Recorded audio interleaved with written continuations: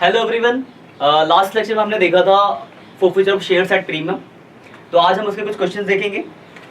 तो बच्चों के कुछ डाउट्स हैं, let's start the topic. Last class में हमने क्वेश्चन जो देखे थे 64 देखा था, 65 देखा था एंड 69, जिसमें से दो क्वेश्चन थे जिसमें प्रीमियम आपको मिल चुका था और एक क्वेश्चन ऐसा था जहाँ पे आपको प्रीमियम नहीं मिला था। तो वैसे आज कुछ क्वेश्चन और डिस्कस करते हैं। हमारे पास बुक है ये, अगर जो ऑनलाइन बच्चे हैं देख सकते हो, टी.एस. अग्रवाल 2022 का एडिशन है। बाकी आपको डिस्क्रिप्शन में जो क्वेश्चन मैं करा रहा हूँ उनकी फोटोज मिल जाएंगी, आप वहाँ से पहले से डाउनलोड करो अगर आपके पास ये बुक नहीं है, क्योंकि क्वेश्चन देख के समझने में ज़्यादा इंपॉर्टेंट है, क्योंकि आपको लैंग्वेज समझना है मेनली। एंटीज तो वही पुरानी होती है जो हम करते आ रहे हैं।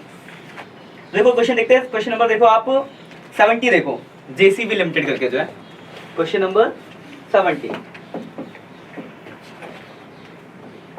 तो देखो सबसे इंपॉर्टेंट यही है कि आप क्वेश्चन को पढ़ो और उसकी लैंग्वेज आपको समझ आनी चाहिए, क्योंकि लैंग्वेज में ही दिक्कत आ रही है। तो देखो 70 में क्या लिखा है, पढ़ते देखो क्या बोला गया है।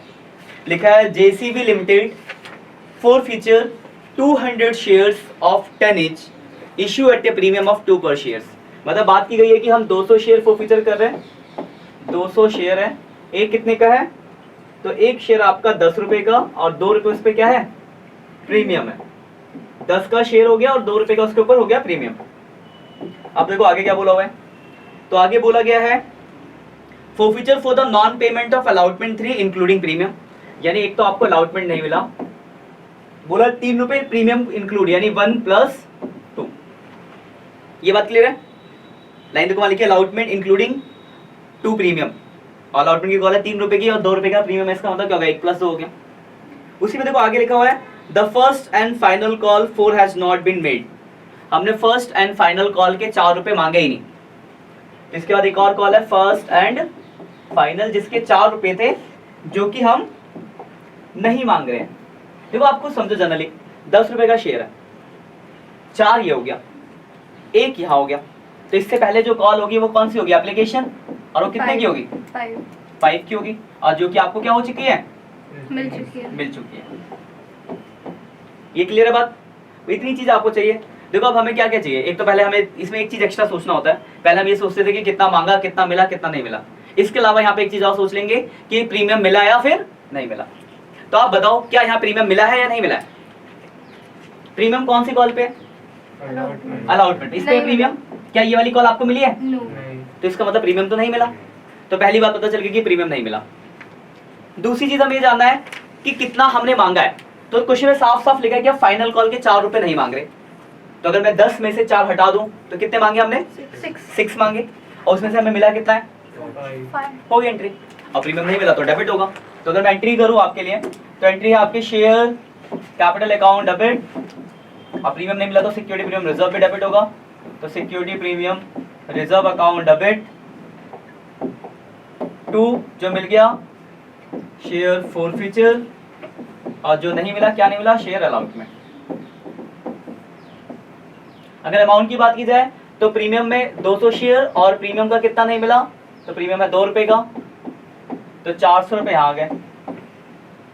200 शेयर कितना मांगा, तो अभी आपने देखा कि सर 6 में से 4 नहीं मांगे, तो हमने 6 मांगे, 1200।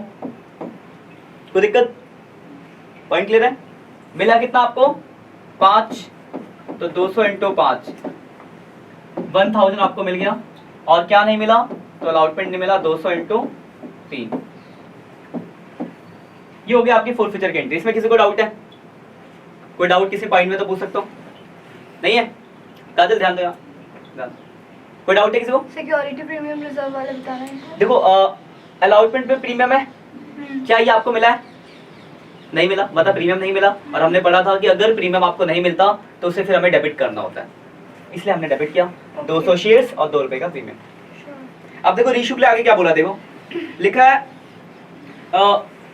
50% of forfeiture shares are reissue at 8 per share fully paid up. लिखा है 50% शेयर्स को आपने क्या कर दिया, रीशू कर दिया 8 के रेट से फुल्ली पेड अप। तो 50% की अगर बात करी जाए तो हमारे पास कितने शेयर्स है, 50% मतलब आधा, यानी 100, सिर्फ हमने 100 शेयर्स ही बेचे हैं।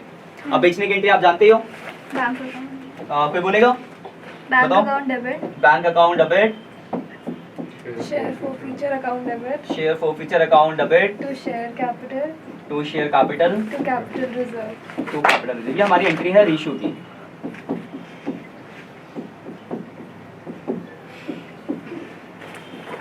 अगर मैं बात करूं अमाउंट की, देखो अमाउंट लिखना बहुत ही सिंपल है। 100 शेयर्स बेच रहे हैं और कितने के रेट से? 8 के रेट से, है ना? 8 है, हाँ 8 के रेट से। तो 800 तो इसमें आ गया, कोई डाउट है? मिला कितना हर शेयर पे? 5, तो 100 इंटू 5 यहाँ आ गया, तो 500 इसमें आ गया, कोई दिक्कत?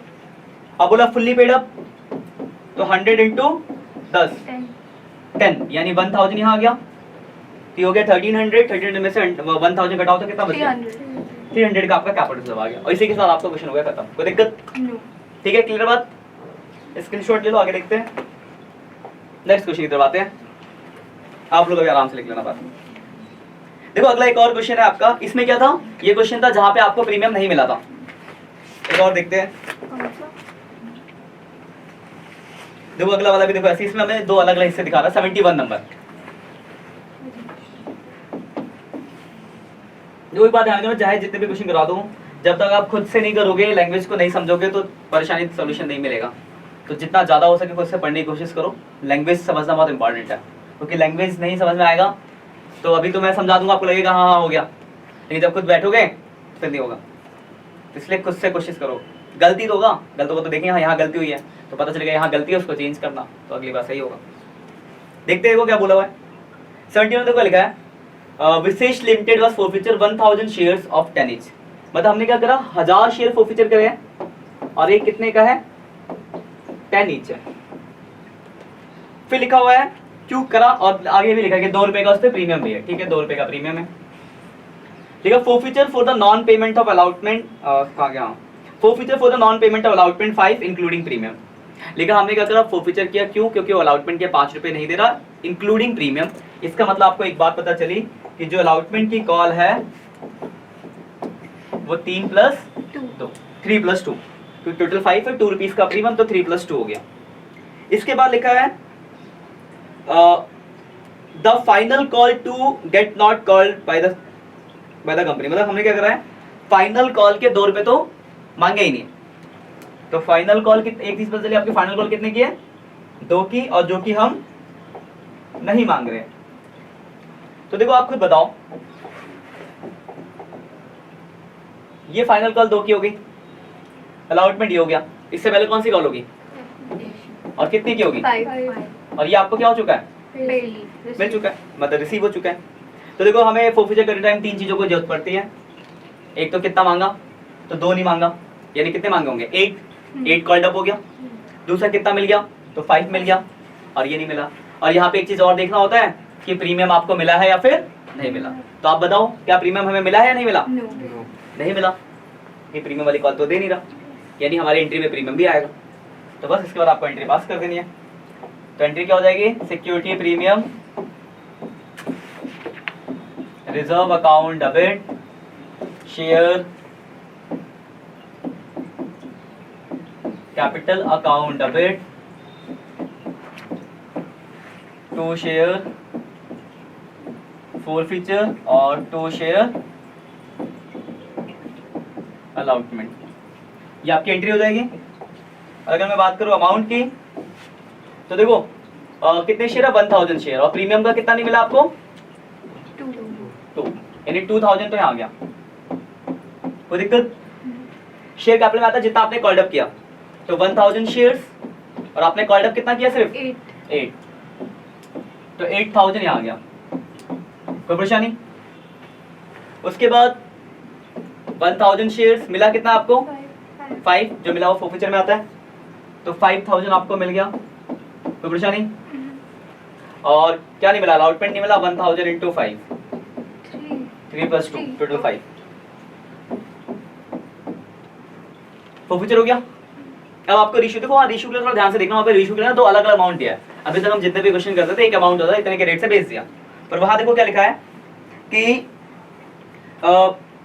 out of forfeiture share 800 shares were issued at 12 per share and remaining share were issued at 11 per share। मतलब जो भी हमने शेयर फॉरफीचर किए कितने करें? 1000। इसमें से बोला है कि 800 शेयर्स को 12 के रेट से बेच दो और बाकी जो बच गए उसको 11। यानी क्या करा हमने कि टोटल 1000 शेयर आपके पास, उसमें से 800 शेयर कितने के रेट से बेच रहे हैं? 12 के रेट से और बाकी 200 कितने के रेट से बेच रहे हैं? 11. यही मतलब हुआ ना इसका। Yes. तो एक बात बताओ, एंड पहले तो अगर मैं एंट्री लिखूं, रेशियो की एंट्री होती है आपकी Bank account. Bank account debit, forfeiture account debit, to share capital और टू कैपिटल रिजर्व, ये एंट्री है। देखो सारे शेयर बेचे तो पूरा अमाउंट आ जाएगा फॉरफीचर का, तो फॉरफीचर में 5000 आ गया पूरा, क्योंकि सारे शेयर बेचे पूरा अमाउंट आ गया। लेकिन अगर मैं बात करूं बैंक की, तो बैंक आपको निकालना पड़ेगा। आपने क्या करा है, 800 शेयर बेचे आपने 12 के रेट से और 200 शेयर बेचे 11 के रेट से। तो अगर मैं करूं 800 इंटू 12 यानी 9600 रुपये तो आपको यहाँ से मिला, और 200 बेचे आपने 11 के रेट से, 2200 आपको यहाँ से मिला, यानी कुल आपको 11,800 रुपीज मिले होंगे। इसमें कोई डाउट है? अलग अलग था, हमने अलग अलग मल्टीप्लाई कर लिया। 800 शेयर 12 के रेट से 9600 रुपीज, 200 शेयर 200 शेयर 11 के रेट से तो 2200 रुपीज, मतलब कुल मिला के आपको जो कलेक्शन हुआ है वो 11,800 का हुआ। तो दिक्कत, ठीक है। तो ये आ गया आपका बैंक में। Share capital fully paid up, तो फुल्ली पेड अप का मतलब हो गया 1000 इंटू 10, 1000 शेयर 10 का एक है 10,000। आपको कुछ दिख रहा है यहाँ पे, यहाँ से ज्यादा अमाउंट यहाँ दिख रहा है, तो इस केस में क्या आता है एंट्री में? Security premium. Security premium reserve. तो सिक्योरिटी प्रीमियम रिजर्व आ जाएगा, कितने का सिक्योरिटी प्रीमियम रिजर्व? 1800 का। फिर डेबिट को जोड़ो, क्रेडिट को घटाओ और बैलेंस आ जाएगा कैपिटल रिजर्व। और इस वाले केस में जितना शेयर फॉरफीचर होता है उतना ही कैपिटल रिजर्व होगा। खत्म। परेशानी, इससे कोई दिक्कत है तो पूछ सकते हो, ठीक है। लैंग्वेज समझ आ रही है ना? तो बस मेनली बेसिकली ये कि आपको लैंग्वेज समझ में आना चाहिए। अब देखो एक और क्वेश्चन देखते हैं। 71 हो गया ना आपका। देखो छोटे छोटे क्वेश्चन तो ऑलमोस्ट सब खत्म हो गए। अब हम देखेंगे वो बड़े क्वेश्चन जिसमें एक आपको सारी एंट्रीज पास कर दी होगी।